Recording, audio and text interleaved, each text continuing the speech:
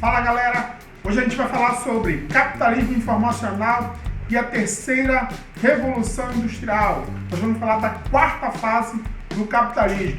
Bora lá?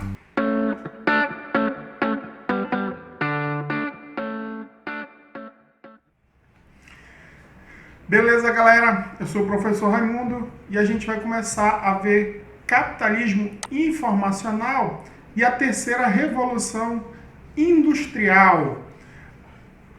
Capitalismo informacional é a quarta fase do capitalismo, quarta etapa de evolução do capitalismo. A gente não pode entender capitalismo informacional se a gente não entender revolução industrial. Terceira revolução industrial. Bora lá? A terceira revolução industrial, ela tem as suas origens no chamado pós-Segunda Guerra Mundial, ali por volta da década de 50, né? Avança aí pela década de 60 e vai ganhar maior corpo a partir principalmente das décadas de 70 e 80. Ela tem origem também na chamada corrida armamentista e aeroespacial. Após a Segunda Guerra Mundial, as duas potências, Estados Unidos e União Soviética, vão se lançar em uma corrida armamentista e aeroespacial e vão desenvolver tecnologias que mais tarde serão utilizadas na economia civil. Muitos, por exemplo, computadores vão surgir neste momento, os primeiros computadores vão surgir nesse momento. A rede de internet que a gente utiliza no nosso dia a dia hoje surgiu para integrar as bases norte-americanas e mais tarde vai se tornar a rede mundial de computadores que nós conhecemos, tá? Não só a internet, né, mas também outros equipamentos que são utilizados no nosso dia a dia, né, provém de pesquisas da área militar que foram utilizadas ou foram transferidas na economia civil. Seguindo, forte concorrência entre as empresas. A forte concorrência entre essas empresas foi fundamental para o desenvolvimento de novas tecnologias. As empresas elas vão buscar desenvolver novos produtos a partir das pesquisas feitas em seus laboratórios para vencer a concorrência. Isso vai levar um aumento da concorrência, porque cada empresa vai desenvolver novos produtos, aquelas que conseguem implementar produtos com novas tecnologias se mantêm no mercado e aquelas que não vão, né, conseguir inovar acabam falindo ou se fundindo a grandes empresas. Essas pesquisas elas foram feitas, como eu falei ainda há pouco, nos laboratórios das grandes empresas. Houve um grande investimento em pesquisa e desenvolvimento de novas tecnologias, muitas das vezes até mesmo apoiada pelos estados, né, a fim de manterem ou fazerem crescer as suas economias.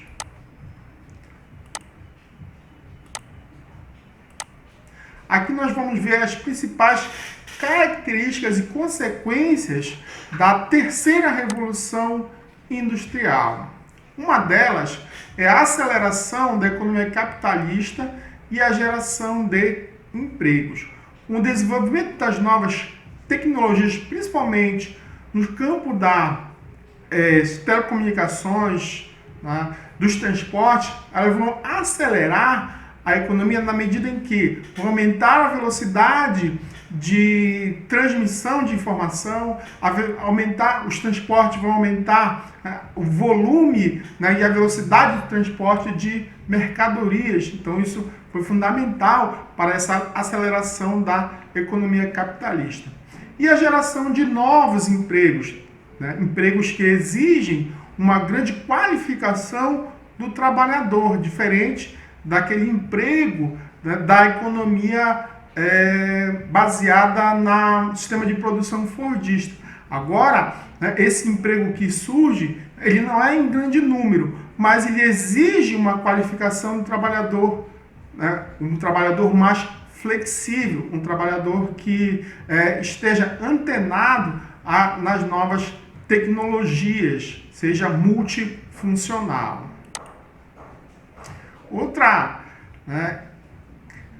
Outra característica dessa terceira revolução industrial é a utilização de novas fontes de energia, não que as outras deixaram de ser utilizadas, como a eletricidade e o petróleo, mas há o surgimento de novas fontes de energia, como, por exemplo, a energia solar, a energia eólica, a biomassa e também a energia nuclear. Algumas delas menos poluentes, aí com exceção da energia nuclear.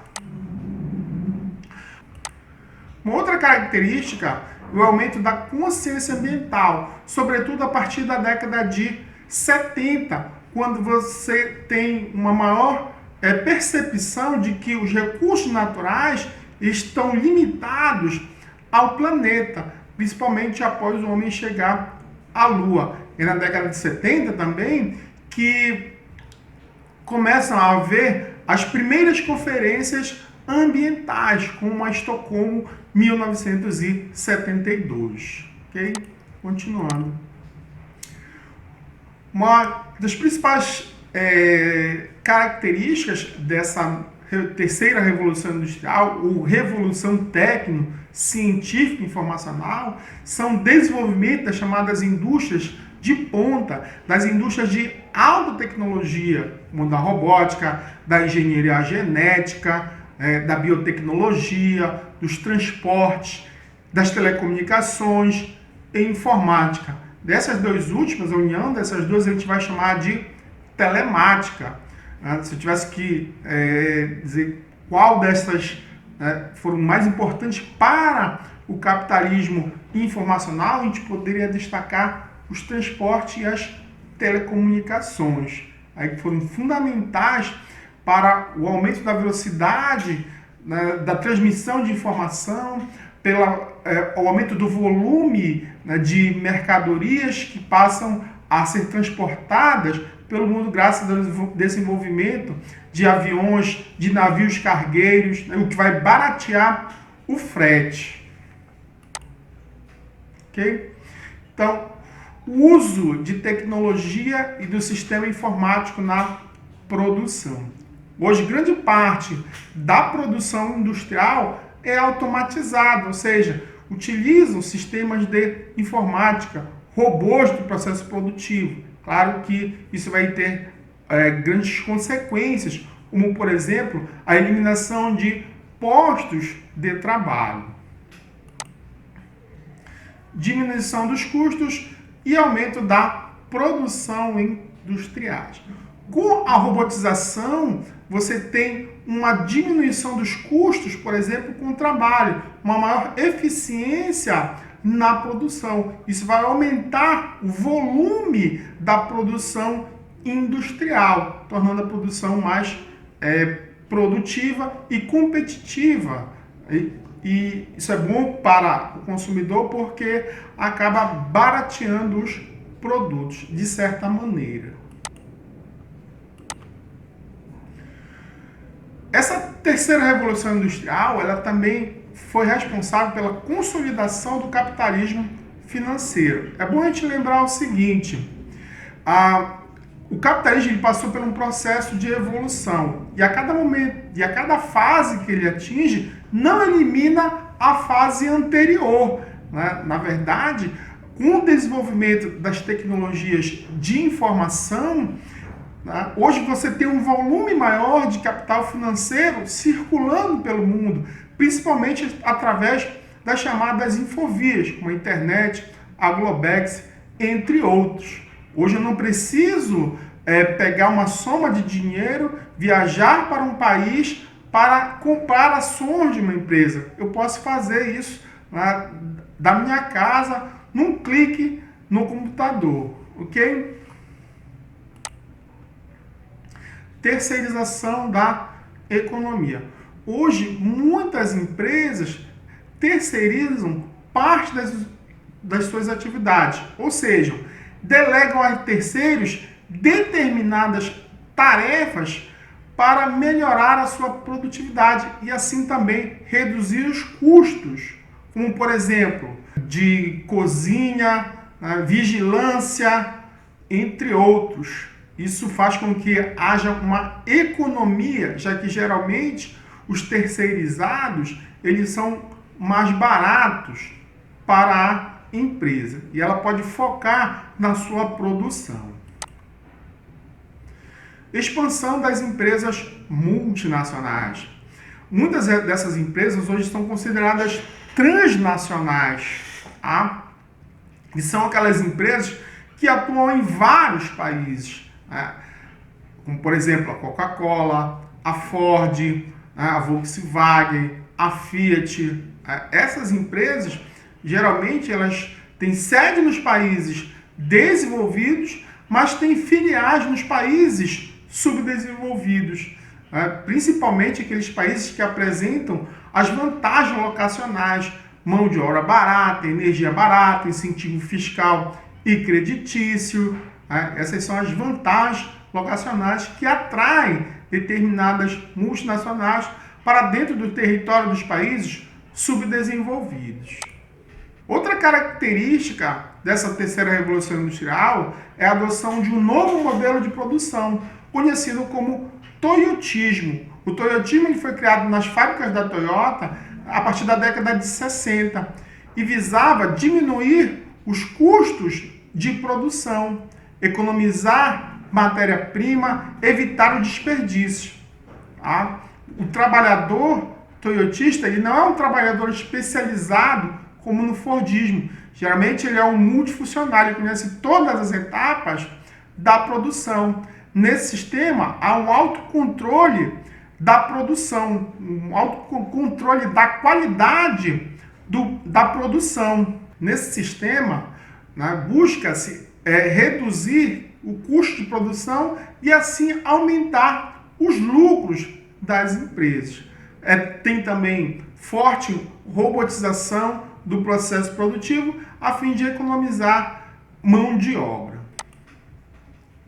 Novas relações de trabalho, como por exemplo o trabalho remoto, como a gente vê hoje com a pandemia, muitas pessoas trabalhando de casa, trabalhando por produção, não mais com um horário estabelecido, mas por produção. Então, o trabalho remoto é um desses exemplos dessas novas relações de trabalho.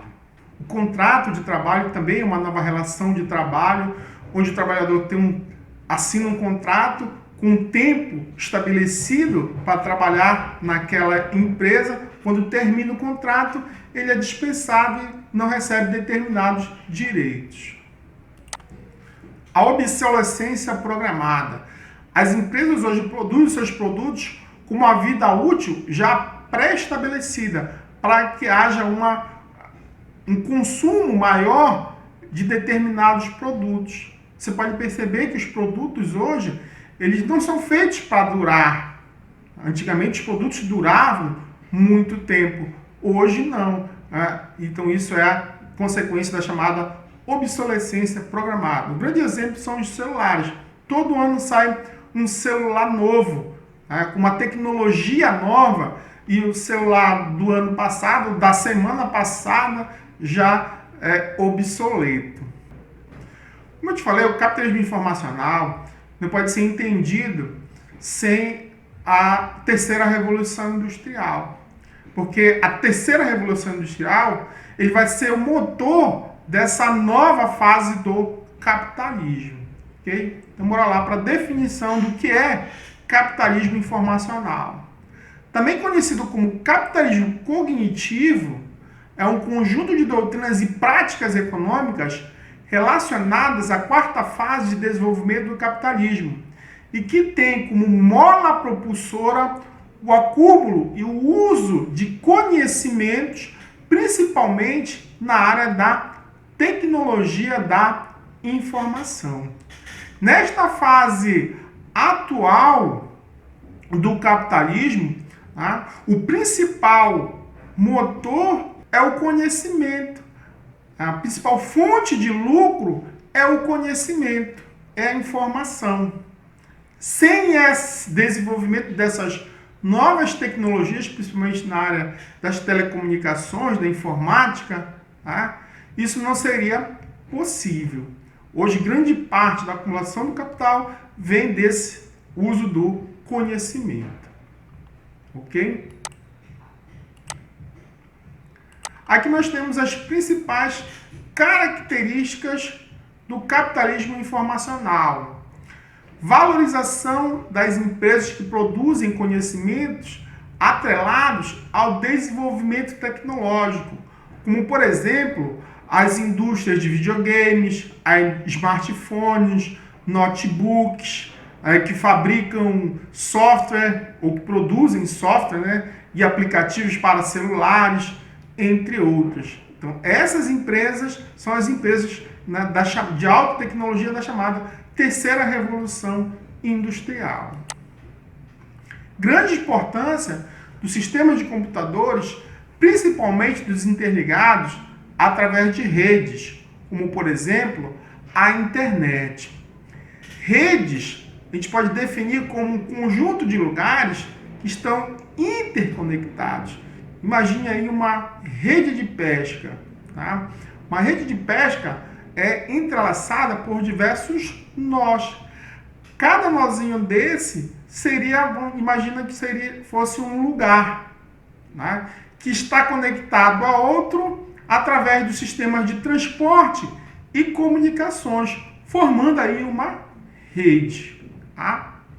Então, atualmente, né, essa interligação, né, através das redes é extremamente importante nessa fase do capitalismo. Uso de mão de obra especializada e qualificada. Valorização da mão de obra jovem com amplo conhecimento tecnológico e desenvolvimento criativo. Hoje o trabalhador ele não pode ser apenas aquele trabalhador especializado em realizar uma única tarefa. Ele tem que ser multifuncional, ele precisa estar em constante renovação do seu conhecimento, em busca de novos conhecimentos. Porque senão ele vai ser rapidamente superado. Outra característica é o surgimento e desenvolvimento de pequenas empresas especializadas em desenvolvimento de software, aplicativos. Estas empresas, em sua fase inicial, são conhecidas como startups. Essas empresas são criadas, muitas das vezes, sem muitos recursos. Tá? Muitas das vezes com a ajuda de financiadores, porque não exigem grandes espaços para serem instalados. A grande matéria-prima dessas novas indústrias são a mão de obra extremamente qualificada, principalmente nos setores de tecnologia da informação. Grande valorização da criatividade e de conhecimentos amplos dentro da empresa. É aquilo que eu te falei, o trabalhador ele não pode ser apenas aquele especialista em realizar uma única tarefa. Ele tem que estar em constante busca de conhecimentos, né, para conhecer todo o processo produtivo da empresa. E não só uma única atividade.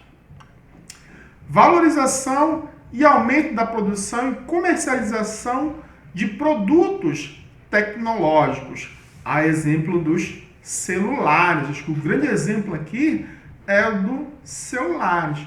Imagina aí, quanto mais tecnologia é agregado ao aparelho celular, mais caro ele vai ser. Quanto mais tecnologia você tem num produto, né, mais valorizado ele é. E assim, as empresas que não conseguem produzir novas tecnologias para os seus produtos acabam falindo, tendo que se fundir a outras empresas. Portanto, tá, as grandes empresas que têm laboratórios para investir em pesquisa e desenvolvimento têm grande vantagem nesse momento. Outra característica negativa, aí no caso, é o aumento do desemprego estrutural, que é o desemprego causado pelas inovações tecnológicas, que trazem uma mudança na estrutura da produção, por isso chamado de desemprego estrutural. A robotização, a automação dispensam trabalhadores de determinados setores da economia, não só na indústria, mas também no setor de serviços. Você tem a dispensa de trabalhadores por conta das inovações tecnológicas. Hoje, por exemplo, você vai em um banco, você pode realizar determinadas tarefas, ou até mesmo de casa, sem precisar que uma pessoa lhe atenda. Você pode pagar boleto, você pode fazer transferência, você pode fazer uma série de atividades sem precisar falar com um atendente. Então, isso é decorrente das inovações tecnológicas no setor de serviço. Isso causa desemprego estrutural. Lembra aí, automação e robotização. Cuidado, não vai confundir com desemprego conjuntural. Desemprego conjuntural, ele é causado por crises econômicas. No desemprego estrutural, o emprego desaparece e nunca mais volta. Tá? No desemprego conjuntural, esse emprego pode retornar caso haja um reaquecimento da economia. Beleza? Aumento das desigualdades sociais. Apesar de você ter um número expressivo de inovações tecnológicas no mundo, essas inovações tecnológicas, esses bens produzidos, não garantem acesso a todas as pessoas do planeta. Muitas pessoas são excluídas do acesso de bens e serviços nessa nova fase do capitalismo. Já vinham sendo excluídas em outras fases e são cada vez mais excluídas nesta nova fase também do capitalismo. Tá? Hoje você tem a exclusão digital, muitas pessoas não têm acesso à internet, a computadores, tá? Principalmente nas regiões pobres da América, da África, da Ásia, tá? Vastas regiões desses continentes consideradas aí regiões excluídas. As crises econômicas, não que as crises econômicas fossem exclusividade do capitalismo informacional. No entanto, as últimas crises, elas têm abalado um número maior de economias em decorrência da integração decorrente da terceira revolução industrial. Hoje as economias estão mais integradas. Então, quando ocorre uma crise econômica em um país, há uma tendência muito grande dessa crise econômica atingir outras nações. Lembra da crise asiática da década de 90? Mais recentemente você teve uma crise econômica nos Estados Unidos, a principal economia do planeta, que abalou a economia mundial.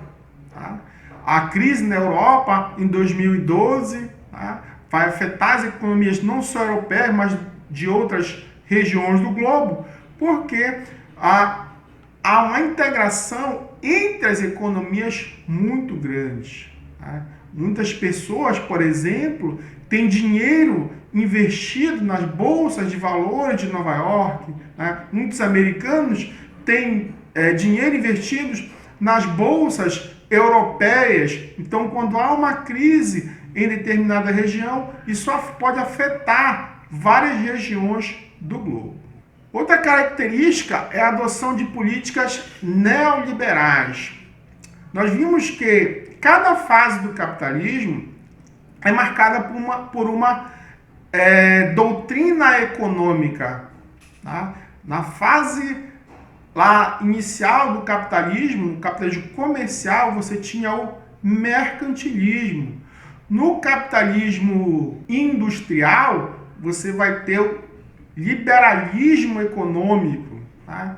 na fase monopolista financeira, o keynesianismo. E nessa fase atual, você tem a adoção de políticas neoliberais, que são uma retomada do pensamento liberal, né? Um pensamento liberal com uma nova roupagem. Tá? No pensamento liberal, defendido por Adam Smith, Davi Ricardo, devia haver a total ausência do Estado na economia. Hoje, os neoliberais dizem que o Estado ele deve ser mínimo. Vamos ver aqui os principais pressupostos das economias ou das políticas neoliberais. A privatização de empresas estatais, ou seja, a venda de empresas que pertencem ao Estado. Segundo os neoliberais, o Estado ele não deve ser empresário, ele deve ser apenas regulador da economia. Daí a necessidade de vender, de privatizar as empresas estatais. Abertura da economia.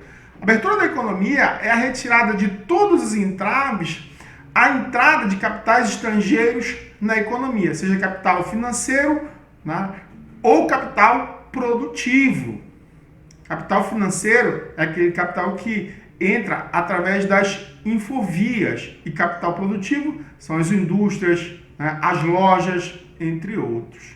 Então, a abertura econômica ela visa, né, tirar todas as barreiras à entrada do capital estrangeiro, que muitas das vezes é prejudicial às indústrias nacionais.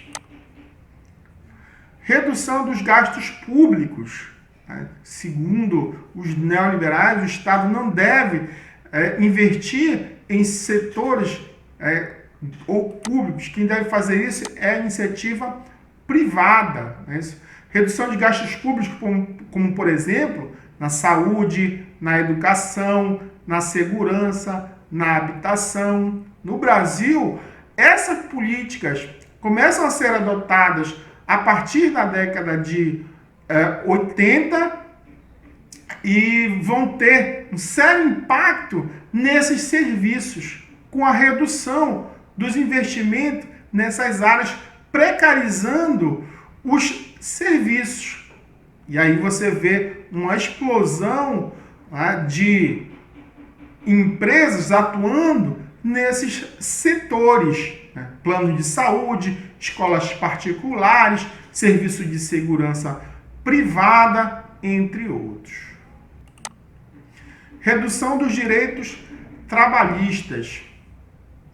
Esse é um dos principais discursos utilizados pelos neoliberais. Vide aí a reforma trabalhista pela qual o Brasil passou recentemente, tá? Cortando determinados direitos dos trabalhadores. O capitalismo ele vive periodicamente as suas crises e geralmente os neoliberais, os capitalistas, eles vão pôr a culpa dessas crises nos altos custos, segundo eles, com trabalhadores. E aí buscam constantemente atacar os direitos dos trabalhadores, reduzindo inclusive salário dos trabalhadores. Beleza até aqui? Então, o capitalismo informacional, nós vimos que ele só foi possível graças à chamada terceira revolução industrial, que provocou uma intensificação da integração entre as economias do planeta, graças principalmente ao desenvolvimento dos transportes e das telecomunicações. Trouxe algumas consequências positivas, como a melhoria dos produtos, mas também aspectos negativos, como o aumento do desemprego e das desigualdades sociais. Beleza? Até a próxima. Um abraço a todos.